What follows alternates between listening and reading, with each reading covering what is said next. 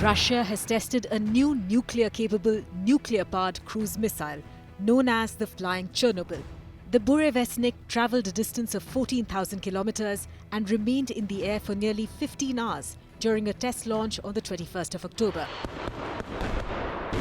On the 26th of October, Russian President Vladimir Putin announced the successful final test of the cruise missile and described it as a unique creation that no one else in the world possesses. But what makes the Burevestnik so lethal?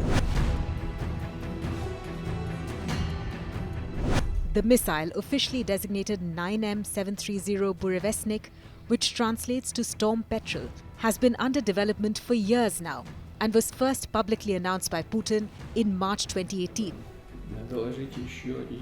NATO refers to it as the SSC X-9 Skyfall.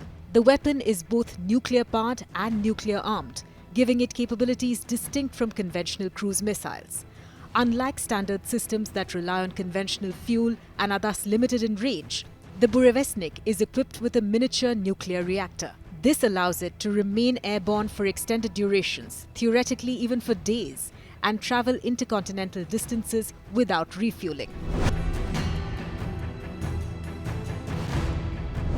Russia claims the Burevestnik can fly at extremely low altitudes of 164 to 328 feet above ground.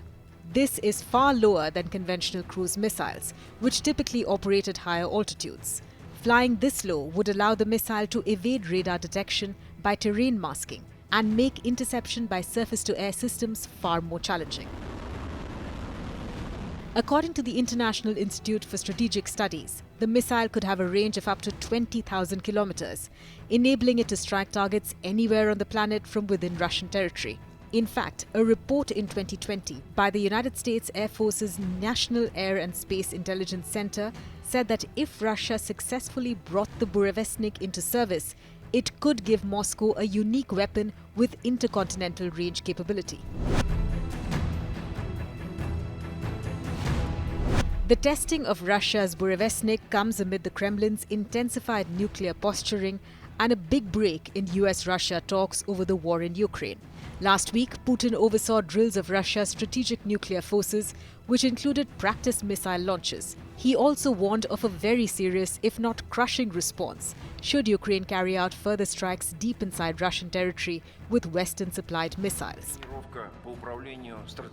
Relations between Putin and US President Donald Trump took a serious hit after Washington announced surprise sanctions on two of Russia's largest oil producers, which could severely undermine Moscow's vital energy revenues. Over the weekend, Russia's Foreign Minister Sergei Lavrov said that the Trump administration's position on the war in Ukraine had radically changed.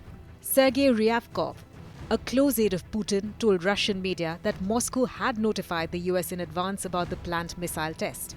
But Donald Trump didn't take too kindly to the news. They know we have a nuclear submarine, the greatest in the world, right off their shores. So, it doesn't have to go 8,000 miles. And they're not playing games with us. We're not playing games with them either.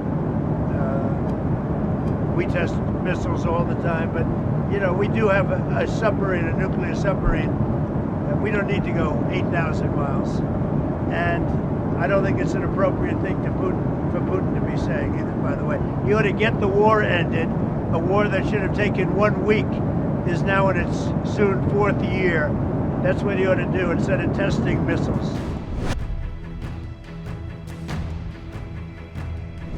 Last November, Moscow lowered the threshold for the use of nuclear weapons, a move widely seen as signaling its readiness to respond aggressively to perceived threats. Soon after, Russia deployed its new nuclear-capable Oreshnik missile on the battlefield in Ukraine. The announcement of the Burevestnik is aimed at signaling to the West that Russia remains undeterred by pressure over the ongoing war in Ukraine. The missile test was as much a political statement as a military demonstration. Putin's appearance in military attire and his announcement at a wartime operations post served to reinforce an image of defiance.